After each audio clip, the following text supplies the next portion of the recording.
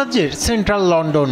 স্থানীয় সময় শনিবার এ অঞ্চলের প্রধান সড়ক পরিণত হয় এক টুকরো ইরানে। মার্কিন ও ইসরায়েলি নৃশংস হামলার প্রতিবাদে সেন্ট্রাল লন্ডনের রাজপথে নেমে আসেন হাজারো মানুষ।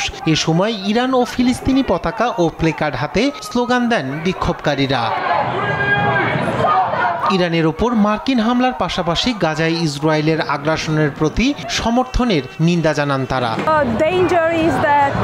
এভাবে চলতে থাকলে দ্রুতই তৃতীয় বিশ্বযুদ্ধের মুখোমুখি হবে বিশ্ব।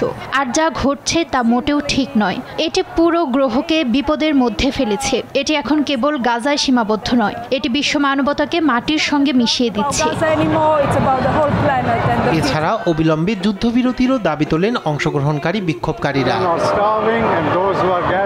শিশুরা অনাহারে আছে, যারা খাবারের জন্য ত্রাণ শিবিরে যাচ্ছে তাদেরকেও পরিকল্পিতভাবে হত্যা করা হচ্ছে। তাই আমরা প্রতিবাদ করতে এখানে এসেছি। আমরা অবিলম্বে যুদ্ধবিরতির দাবি জানাচ্ছি।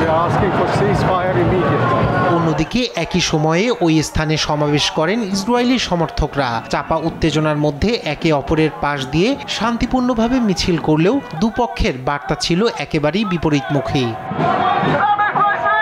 রায়হান কবির শুভ্র, নিউজ ডেস্ক, দেশ টিভি।